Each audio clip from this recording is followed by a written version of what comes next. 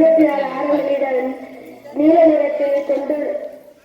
நிறத்தில் பொறிக்கப்பட்டிருக்கும்.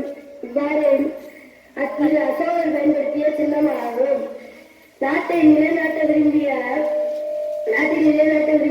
அசோக சக்கரமானது நீதி, நேர்மை, அறம் ஆகியவற்றை குறிக்கிறது.